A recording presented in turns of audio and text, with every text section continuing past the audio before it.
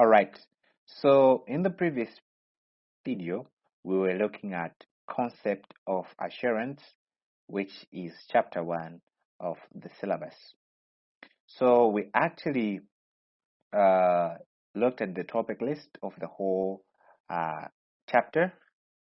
Then after that, we looked at the learning objective, what you're supposed to know by the end of the chapter. Then later on, we actually introduced what the assurance is, what the concept of assurance is all about. We talked about that.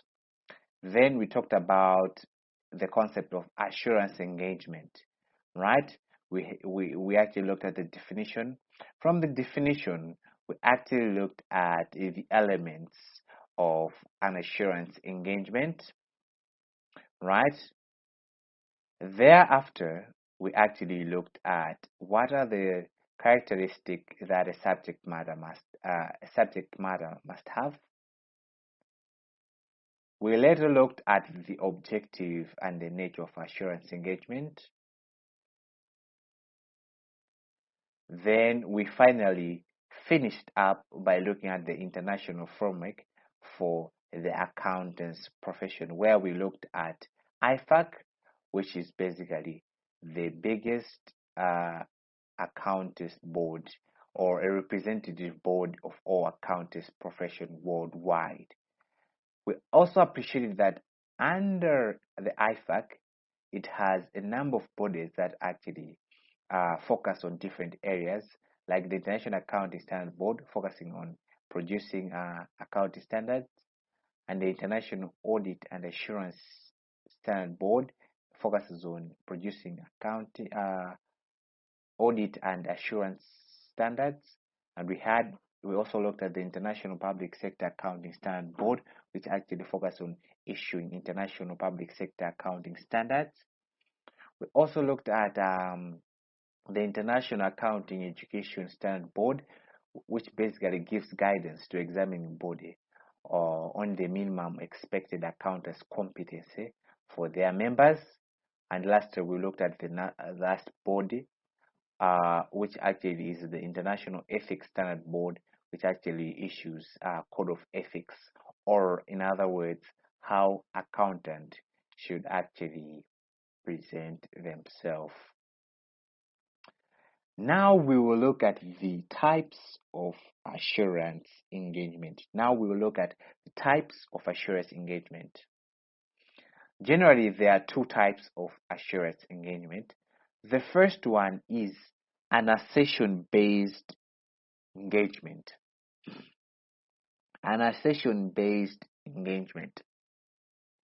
So, this type of engagement is where an accountant declares that a given premise or assertion, right, is either correct or not. An assertion is just a premise. A premise is just basically a statement, right? So what you're saying is this statement correct or wrong? So if the type of assurance that you're actually giving is based on saying that this statement is correct or not, that's an assertion-based engagement. Let me give you an example. Okay, before I give you an example, let's look at the second one. Then I'll give an example for us to actually appreciate. The second one is a direct reporting engagement. That's the second one, right? The direct reporting engagement. So this is a type of an engagement where the accountant reports on issues that have come to their attention during his evaluation. So this guy will actually not just stop on saying that this is correct or not, but he will also tackle on a particular area that he feels is of particular use that he found when he was doing his evaluation of the subject matter.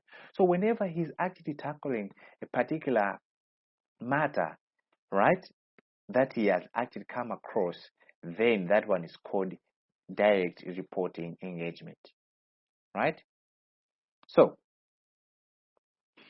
let me give you an example. I'll give sort of an awkward example, but something that is relatable, right? For example, a guy is looking for a suitor, right? Looking for a girlfriend, right? So he actually has spotted somebody, a girl, that he wants to show interest in. But before this guy, right? Before this guy actually goes to ask the girl out, right? He might have somebody, right? Send somebody to investigate about the girl that they want, right? So this is basically the middleman, right? This guy is just going there to investigate, right? The behavior of this girl, right? So the question is, or the premise is for this one, is the girl a good boy, or is the girl a good girl or not? Right? That's the premise.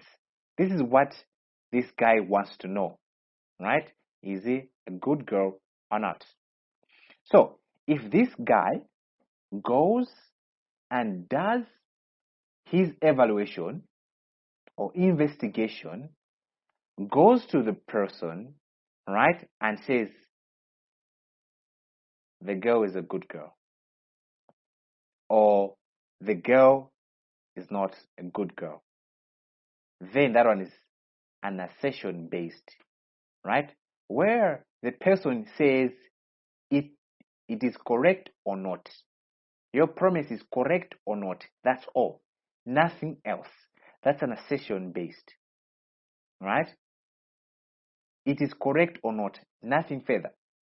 But if this person, right, the middleman, goes to do his evaluation, right, of this girl, right, and calls back, he says that, yeah, the girl is a good girl, but the time I was doing my evaluation, I found out that she doesn't really like to go to church, right? Now, because now he's now tackling a particular item that he found, right, when he was doing his evaluation. Now that changes to be what? A direct reporting. You are reporting on a particular issue that you found when you are doing your evaluation. But if you went say that he's not a good girl, he's a good girl, then that should be an assertion based. But when you start to report on a particular issue that you actually found when you are doing your evaluation, then that becomes an assertion, rather direct reporting. So those are the two: assertion based and direct reporting, right? The assertion based, the accountant just says the statement or the premise is correct or not. While the other one, you're saying that the accountant will also report on issues that he have come across when he was doing his evaluation. I hope we're together. Now, those are the two types. Now let us look at the level of assurance. In other words, how far or how much confidence am I giving to the intended user? That's sort of the level, right? How much confidence or the degree of confidence, right? So there are basically two main identifiable levels of assurance. Although there are three, right? There are three sort of, but the other one is not considered because it is unattainable. So we have, so whenever they talk about the levels of assurance, talk about these two. Because the third one, although I'm saying that there's a third one, but this one is unattainable. So you can never reach this stage. So the first one is reasonable level of assurance. You're given a reasonable level of assurance, or you're giving a limited level of assurance. And the last one that I was telling you that it is not attainable is called the absolute assurance. So I'll talk about these three, right? The reasonable level of assurance, the limited level of assurance, and the absolute level of assurance. Let's start with the first one, the reasonable level of assurance. So what is the reasonable level of assurance? So the reasonable level of assurance can be defined as this is a high level of assurance. So in terms of the degree, right? Because we cannot talk about a percentage or what. In terms of the degree of confidence that you're giving is high level. Just in a verb, we could say that it is a high level of assurance or high level of confidence that you're giving, right? High level of assurance where the risk is reduced to a sufficiently low level to enable the practitioner to give a positive opinion. So, the degree that you're providing, a degree of confidence that you're providing to one person is of highest level, right? How have you reached this high level? Because you have reduced the risk, right, to a sufficiently low level. What do we mean risk? When you talk about risk, it's all about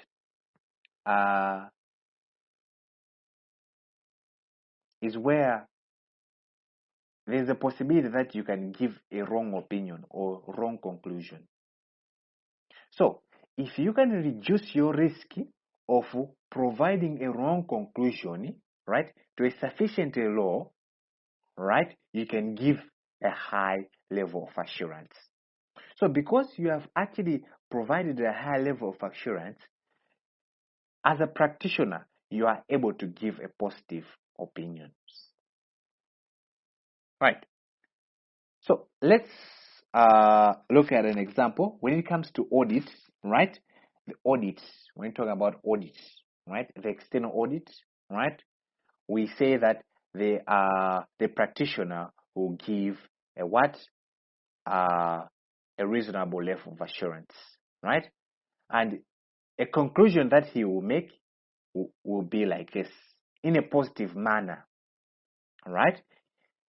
He will say that he concludes that the subject matter is materially conforming with the criteria.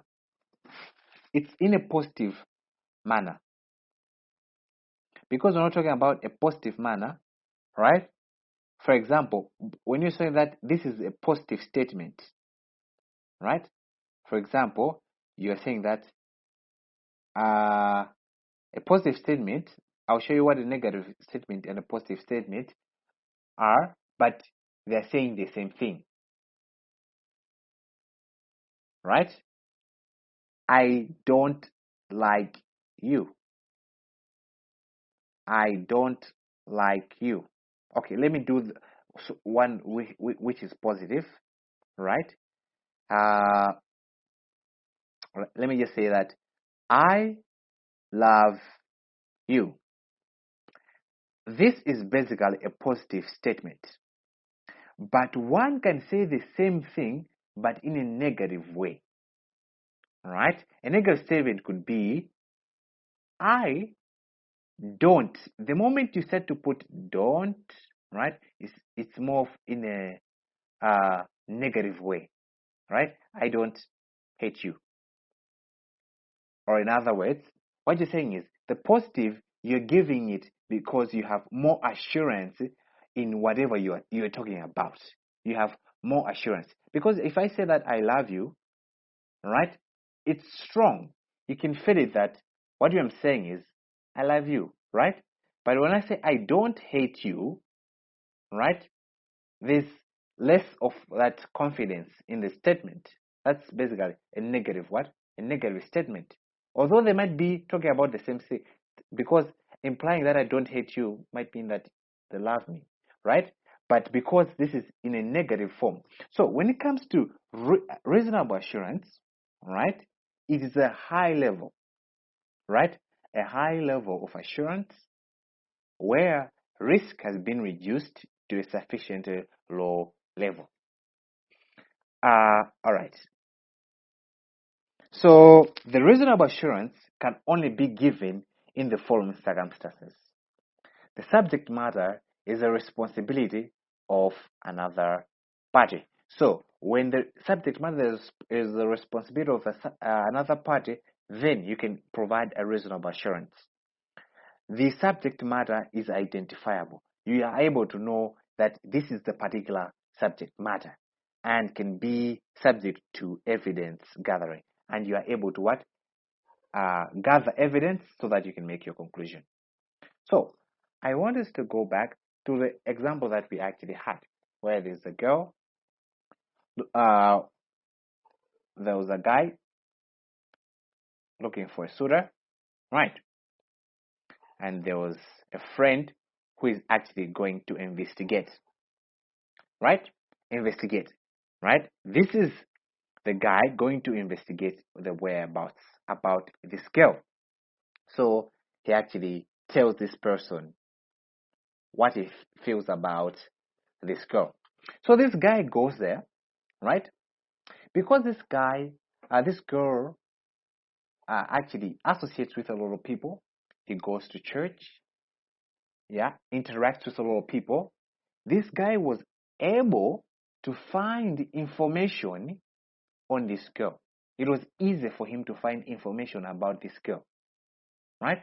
So he can confidently just go here and tell this guy that the girl is a good one or not. That's all. Because he was able to gather a lot of information. Because this girl, right, as I've said, is able to interact with other people, right? He's actually seen in public, right? Things that you are able to gather information, right? But imagine if this girl, right, was an indoor type of person. It means that he has less friends. So this person would have a tough time to find information on this one, right? Let's hold it there, right? So because I'm actually talking about the other level of assurance, let's just talk about the positive one. What you're saying is this middleman was able to gather enough evidence just because maybe this girl interacts with a lot of people, right? You find him in public places and whatnot. So it was easier for this person to go and just give a report that the girl is a good one or not. That one is basically a reasonable one, right? A reasonable level of assurance, right? Because you're giving a positive, right? A positive statement, right? That's why we were saying that when it comes to audit, right? When it comes to audit, we are saying that we provide a reasonable level of assurance. A reasonable level of assurance.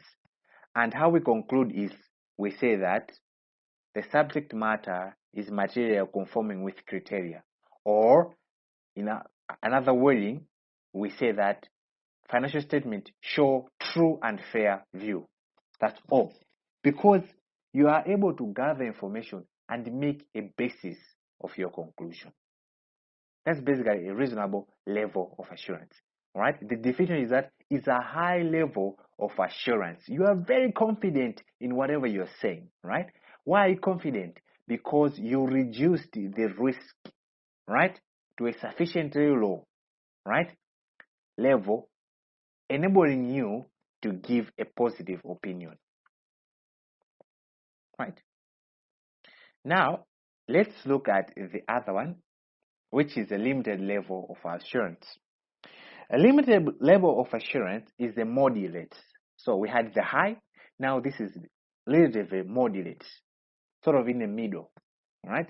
Is a moderate level of assurance where the risk is reduced to unacceptable. So the other one was high. Here, this one is moderate. The risk has been reduced, but this one to an acceptable, a level that is acceptable. Well, that one was sufficiently low, right? There was less risk that he will make a wrong opinion. While for this one, he has just reduced it to an acceptable level. So because it is moderate, meaning that you're not so confident in whatever you're saying, right? You can only give a negative opinion.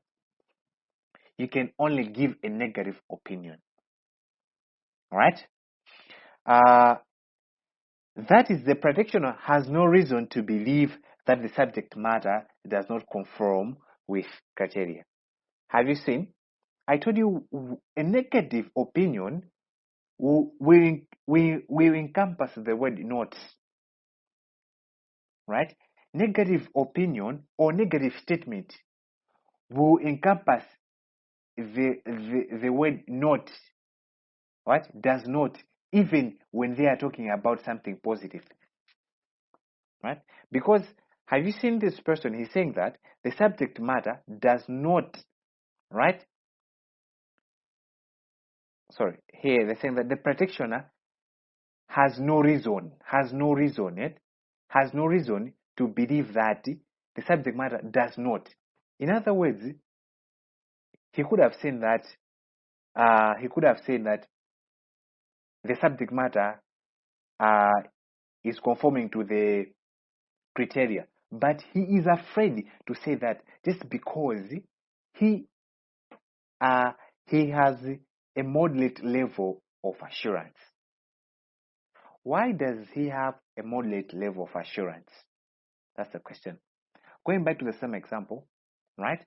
Just for us to relate more, right? The same lady, but this lady now is not really outgoing, right? Doesn't interact a lot. She is an indoor type of person. It means not a lot of people know about this lady.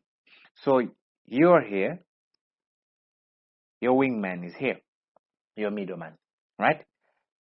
When he goes to evaluate the whereabouts this lady, he might struggle in finding the type of information that he's looking at, just because this lady doesn't really interact a lot with a lot of people, right? So, but he still has asked a few of his maybe people that know her, right? But there are few just because he doesn't interact a lot with people, indoor type of person. So he still has done a lot of research on the lady, but going back, because he's not so sure, he's not so confident, right? He has found some evidence, right? But because he's not so confident about whatever he's gonna say, he will not tell this guy that the girl is a good girl or not, right? What he will say is, there's nothing that has come to my attention to make me believe that this person is a bad person. It means that this person is trying to limit his conclusion, because he, by saying that the girl is a good girl, and by saying that there's nothing that has come to my attention that is making me believe that she's not a good girl, right? Brings two levels of assurance, right? You can see how the first one is high level. There's so much confidence in the statement. She is a good girl, right? While this one, there is some assurance, but it's sort of moderate. There's nothing that has come to my attention for me to believe that she is not a good girl, right? Why is she saying that? Because the middleman was not able to find such evidence that can make him so confident in his conclusion. So those are basically the two levels of assurance. So when it comes to the first The first one, reasonable assurance, an example where we can provide reasonable assurance, we talked about an audit. Audit of what? Historical financial data. Audit of historical financial statements. Right? We'll see why they can actually provide what? A reasonable, right? A high level assurance, right? While limited assurance can be provided when we are looking at audit of prospective financial information, PFIs. And we'll talk about that in the later video so that we appreciate what we're talking about when it comes to level of assurance and how it's supposed to be used. All right, thank you.